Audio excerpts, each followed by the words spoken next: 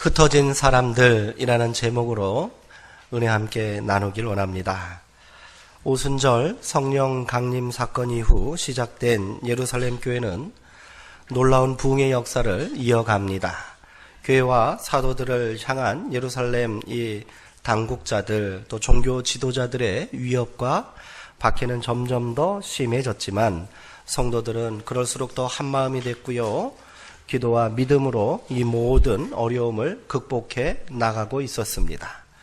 교회가 성장함에 따라 사도들은 7명의 집사를 따로 세웠고요. 사역의 짐을 분담하였습니다. 그리고 교회 내부에서 일어나는 여러 가지 갈등들을 해결하고 더욱 단단해져 갔습니다. 사도행전 6장 7절에는 당시 초대교회의 모습을 이렇게 증언합니다. 하나님의 말씀이 점점 왕성하여 예루살렘에 있는 제자의 수가 더 심히 많아지고 허다한 제사장의 무리도 이 도에 복종하니라. 아멘. 네. 이대로라면 얼마 지나지 않아 예루살렘이 복음화되는 것은 시간 문제처럼 보입니다. 그러나 모두가 행복한 신앙생활을 하고 있을 즈음 예루살렘 교회에 엄청난 어려움이 찾아옵니다. 교회의 성장에 위기감을 느낀 이런 대제사장의 무리가 7 집사 중에 하나였던 스데반을 체포하지요. 그리고 그를 불법으로 체포하여 돌로 쳐 죽이는 사건이 발생합니다. 초대교회 최초의 순교자가 나온 것입니다. 스데반의 순교를 시작으로 해서 예루살렘 교회에는 엄청난 박해가 시작되었습니다. 대제사장의 무리들은 사울과 같은 그런 사람들을 앞세워 교회를 박해하고 성도들을 옥에 가두기 시작합니다. 성경은 사울 일당이 교회를 쓸어버리려고 집집마다 돌아다니며 남녀를 가리지 않고 끌어내어 모두 감옥에 쳐넣었다. 이렇게 기록합니다.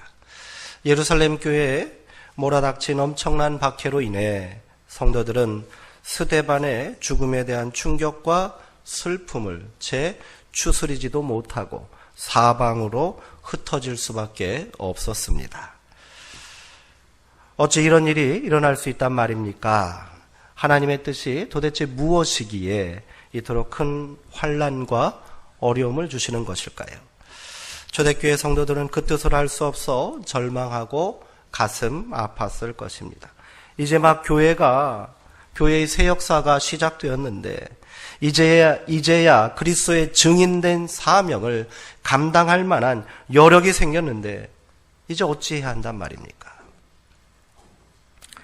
이렇게 모여 아름다운 신앙의 공동체를 세우고 서로 나누고 섬기는 형제의 사랑으로 하나가 되었는데 이렇게 모여 기도하고 말씀을 나누고 믿음 생활하면 이 행복과 기쁨이 영원할 줄 알았는데 이 모든 것이 절망과 죽음의 공포로 변한 거예요. 성도들은 두려움에 사로잡혀 눈물을 머금고 예루살렘을 떠날 수밖에 없었습니다. 그리하여 예루살렘 교회에는 사도들 외에는 아무도 남지 않았다. 성경은 이렇게 전합니다. 이렇게 초대교회의 아름다운 역사는 끝나고 마는 것일까요? 함께 그리스도의 사랑을 나누던 그 사랑하는 믿음의 형제들을 다시 볼 수는 있을까요? 이러한 고난과 박해보다 더 힘든 것은 왜 하나님께서 교회를 지켜주시지 아니하셨는가요? 하나님의 뜻이 무엇이든지 성도들은 알 수가 없었습니다. 사람들의 눈을 피해 어둠을 틈타 예루살렘 성을 빠져나갔을 성도들은 그래서 더욱 절망했고 탄식했을 겁니다. 아무리 세상사 성공이 있으면 실패가 있고요.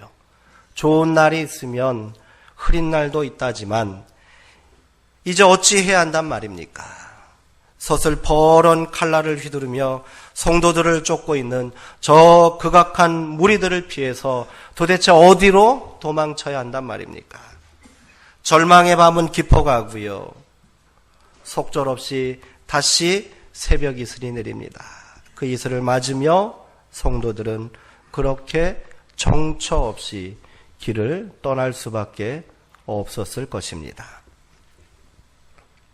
그런데 놀라운 반전이 일어났습니다. 이제 막 시작한 초대교회가 역사의 뒤편으로 사라질 줄 알았는데, 초대교회는 이제 끝났다 생각했는데, 이렇게 흩어진 사람들이 교회의 역사를 다시 쓰기 시작했다는 것입니다. 성경은 이들이 두루 다니며 복음의 말씀을 전했다라고 증거하고 있습니다. 박해를 피해 달아나는 중입니다. 무슨 정신이 있어 복음을 전할 수 있단 말입니까? 이들은 각 마을로 파송된 전도대가 아니지 않습니까? 박해를 피해 도망 다니던 도망자에 불과했습니다. 그런데 놀랍게도 초대교회 성도들은 박해를 피해 몸을 숨기기 위해 찾아다닌 곳마다 사람들을 만나는 때마다 복음을 전하기 시작했다는 겁니다. 성령의 역사하심 가운데 일어난 초대교회는 예루살렘에만 세워진 것이 아니었다는 거예요. 그곳에 모인 모든 성도들의 가슴 속에 교회가 세워진 줄 믿습니다. 흩어진 한 사람 한 사람, 그들 모두가 교회가 된 거예요. 바울이 고백한 것처럼 성도의 몸은 성령이 거하시는 거룩한 성전되는 역사가 지금 일어난 것입니다.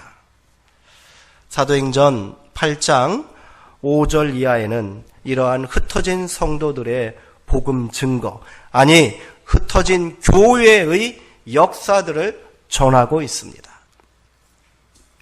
스데반과 함께 집사로 세움받았던 빌립이 그중 한 사람이었습니다. 빌립은 예루살렘을 빠져나와 사마리아로 몸을 숨겼습니다. 박해를 피해 달아날 수 있는 가장 가깝고 안전한 장소였습니다. 아무리 기독교인들을 잡기 위해 혈안이 되어 있는 그런 무리들이라 할지라도 사마리아까지 차마 쫓아오지는 못할 것이라고 생각했는지도 모릅니다. 사울을 비롯한 이 박해자들은 목숨을 걸고 율법을 사수하는 바리새파 사람들이었습니다. 그들은 절대로 이방인보다 못한 사마리아 땅에 발을 들여놓으려 하지 않았을 것입니다. 이방 땅을 여행하고 예루살렘으로 돌아오면 이들은 어찌 하시는지 아십니까? 머리를 완전히 다 밀어버립니다. 이방 땅에서 부정해졌다는 거예요. 그래서 머리를 밀고 성전에 올라가 정결 예식을 드리는 자들입니다. 예루살렘을 출발하여 저 북쪽으로 가려면 바로 위에 있는 사마리아를 통과해야 됩니다. 그러나 이들은 사마리아를 경유하지 않고 먼 우회로를 돌아서 그 길을 피해갔다는 거예요. 부정한 땅에 들어가 부정한 사람들과 접촉하면 자신도 부정해진다고 믿고 살았던 사람입니다. 그런 연유로 해서 빌립은 어디로 간 거예요? 사마리아로 도망했다는 겁니다. 그런데 빌립은 사마리아에 도착하여 그곳 사람들에게 그리스도의 복음을 전하기 시작했다는 겁니다. 빌립이 복음을 전하자 놀라운 이적들이 일어났습니다. 더러운 귀신이 떠나갔고요. 많은 중풍병자와 못 걷는 자들이 치유받았답니다. 이를 목격한 많은 사람들이 복음을 믿고 그리스도인 되는 회개의 역사가 사마리아 성에 일어나게 되었다. 성경은 증언합니다. 예루살렘에서 일어났던 놀라운 성령의 역사가 지금 사마리아에서도 재현된 것입니다. 이즈음에 교회의 역사를 바꿀 놀라운 반전의 역사가 또 하나 일어나지요? 바로 사울의 회심 사건입니다. 빌립에 의하여 사마리아 성이 복음화된 이후에 하나님께서는 사울의 회심의 역사를 우리 가운데 일으키셨습니다. 사울은 교회를 향해 여전히 살기가 등등한 모습으로 대제사장을 찾아갑니다. 예수 잔당을 색출하기 위해 내가 그들을 다 잡아들여 예루살렘으로 잡아오겠노라 자청합니다. 그렇게 대제사장으로부터 무장한 사람들을 얻은 사울은 기세등등하여 기독교인들이 지금 많이 숨어 있다는 다메섹으로 올라가는 길이었습니다. 나름의 사명감과 율법에 대한 열심으로 무장한 사울 일행 앞에 갑자기 하늘로부터 엄청나게 밝은 빛이 내려와 그들의 길을 막았습니다. 모두가 땅에 엎드려 떨고 있을 때 하늘로부터 음성이 들려왔습니다. 사울아, 사울아, 사울아, 사울아, 내가 어찌하여 나를 박해하느냐? 누구십니까? 누구십니까? 공포에 질려 감히 하늘을 쳐다보지도 못하고 떨리는 입술을 열어 사울은 하늘을 향하여 질문했습니다. 그때 이런 음성이 들려옵니다. 나는 내가 박해하는 예수다. 나는 내가 박해하는 예수다. 이 일로 인해 사울은 앞을 보지 못하게 됩니다. 장님이 된 사울은 주님의 인도하심에 따라 다메섹으로 들어가 아나니아라는 제자를 만나게 됩니다. 아나니아도 사울이 어떤 인물인지 아주 잘 알고 있었을 거예요. 그리고 그가 왜 다메섹으로 오고 있었는지 모를 리 없습니다. 그러나 사울을 만나기 전 아나니아도 기도 중에 예수님을 만나게 됩니다. 그리고 그를 찾아가 안수해 주라는 말씀을 받습니다. 이 말씀을 받았을 때 아나니아는 어땠을까요? 두렵지요. 사울이 지금 대제사장의 무리들과 함께 무장하고 성도들을, 기독교인들을 잡으려고 다메섹에 온다니 아나니아는 어떻게 했겠어요? 그 소식을 듣고 숨었겠지요. 몸을 숨겼을 거예요. 근데 예수님은 이 사울을 가서 만나라는 거예요. 두려웠을 것입니다. 그는 예수님께 이렇게 말합니다. 주님, 이 사람에 대하여 내가 여러 사람에게 다 들었습니다. 그가 예루살렘에 산 일을 내가 알고 있습니다. 주님의 성도들을 사로잡았고요. 심히 박해했고 죽인 자입니다. 주저하고 두려워하는 아나니아에게 예수님은 다시 말씀하십니다. 이 사람은 내가 이방인과 임금들과 이스라엘 자손들에게 나를 전하기 위하여 세운 나의 택한 그릇이니라. 아멘. 우리 주님께서는 놀라운 역사를 준비하신 거예요. 사울을 택하셨다는 겁니다. 아나니아는 더 이상 망설이고 주저하지 않습니다.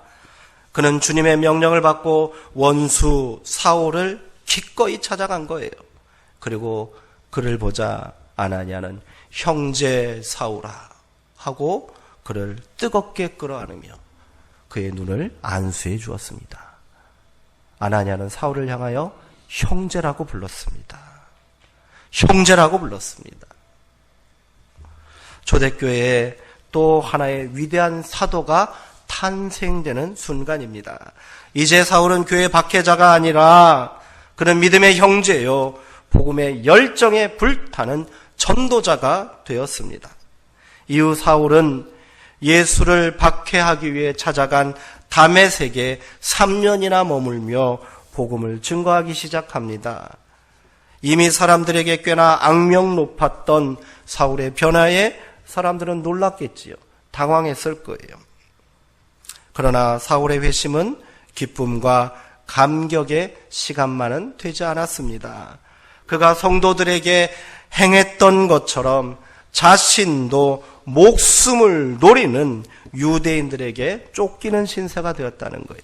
그래서 다메섹에서의 전도는 성공하지 못하고 한밤중에 광주리에 매달린 채로 성문 밖으로 내려와 도망갔다고 성경은 기록합니다.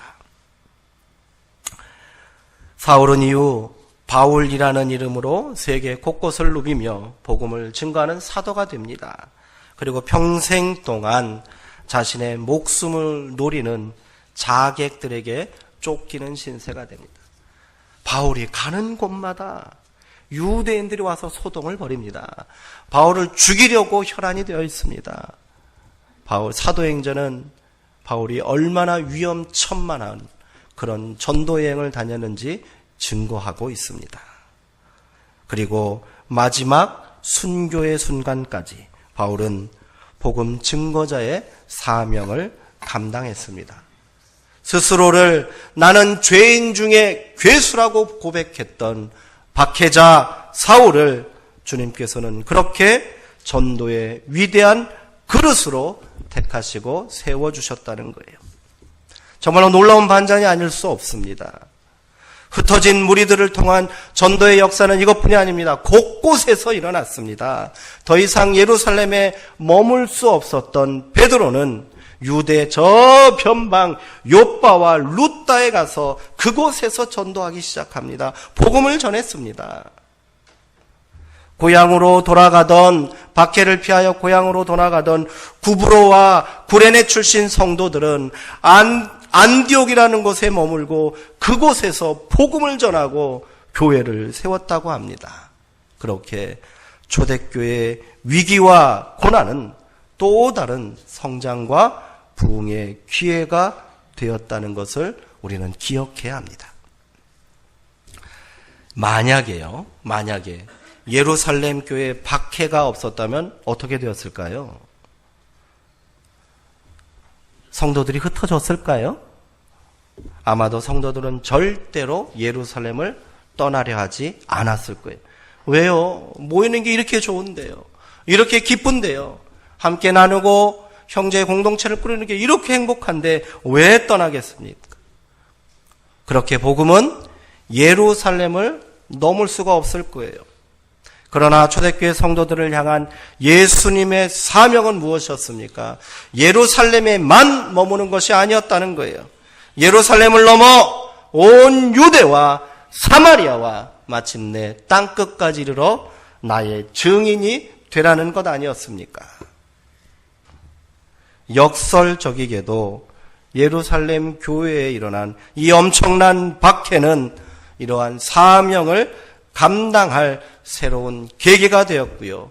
더 큰 사명을 감당하기 위한 동력이 되었다는 겁니다. 모이는 것이 하나님의 뜻이라면 흩어짐도 하나님의 뜻인 줄 믿습니다. 하나님의 더 큰 역사는 성도들의 ht어짐을 통하여 일어난다는 것을 기억하시기 바랍니다. 아무리 아름다운 신앙을 나누며 은혜와 기쁨이 충만한 교회가 세워졌다 해도 다시 흩어지지 않으면 아무 역사도 일어나지 않는 겁니다. 열심히 모이고 합심하여 나름의 성공과 성장을 이루었다 해도 딱 거기까지인 거예요. 더 이상의 성장과 그리스도의 사명 완수는 불가능한 거예요.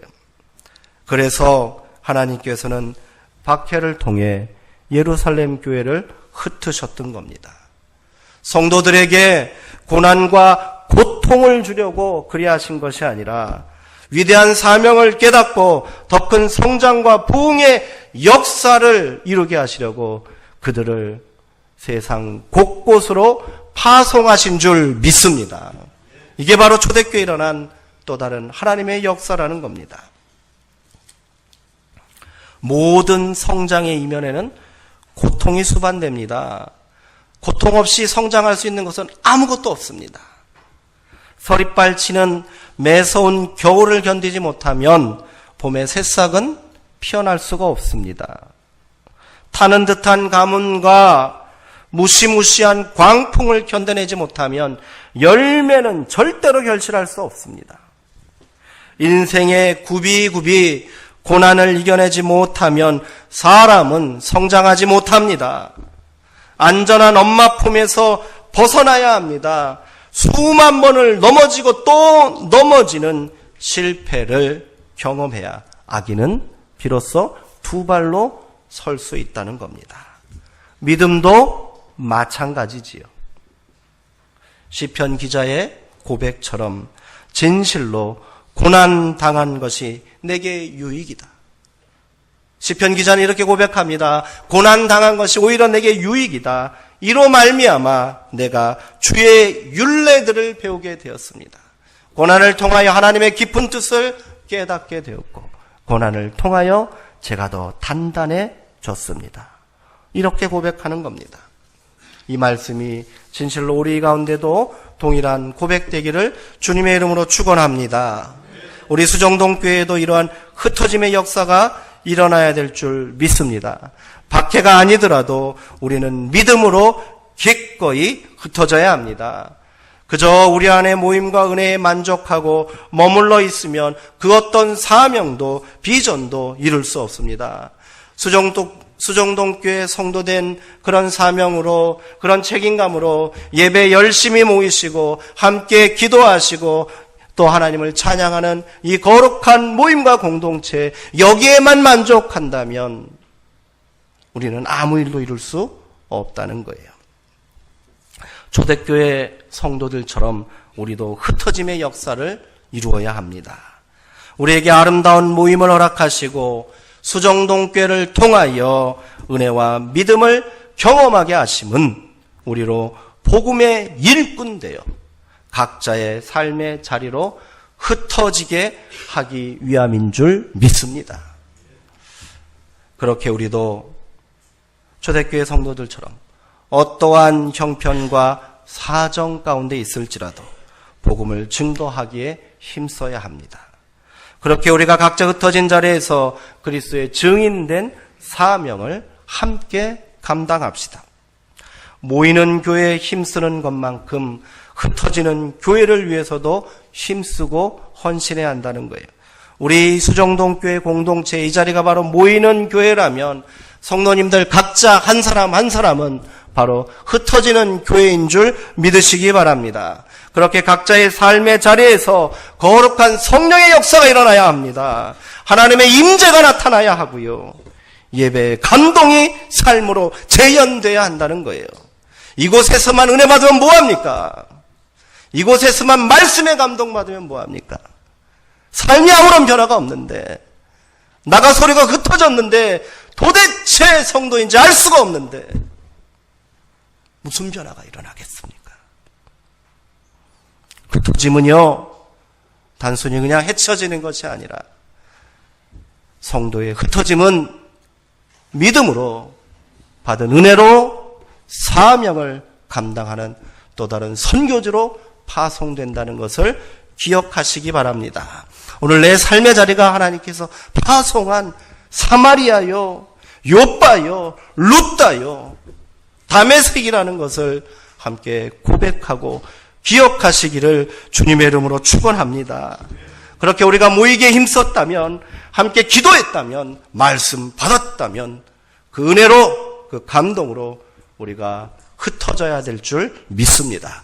각자의 삶의 자리에서 그리스도의 영광을 드러내시고요, 힘써 복음을 증거하는 파송된 우리 성도의 삶을 사시기를 주님의 이름으로 축원합니다. 수정동교회 새로운 도약과 성장을 이루는 길은 이거밖에 없어요. 이곳에서 근사한 프로그램을 진행하고요, 이런저런 행사하고요, 또 생색낼 수 있는 이런저런 사업들 감당하면 교회가 크겠습니까? 안 크는 거예요. 딱 거기까지인 거예요. 우리가 또 다른 비전과 새로운 부흥의 역사, 미래를 함께 고민하고 기도하고 소망한다면 우리가 기꺼이 흩어짐을 통하여 또 다른 부흥의 역사를 각자의 삶의 자리에서 감당하시기를 주님의 이름으로 축원합니다. 내가 성전이에요. 내가 수정동 교회인 거예요. 여기서만 교회가 아니라 내 삶의 자리가 수정동 교회라는 것을 기억하시기 바랍니다. 그렇게 우리가 흩어짐을 통하여 더 큰 미래와 영광을 함께 만들기를 주님의 이름으로 축원합니다.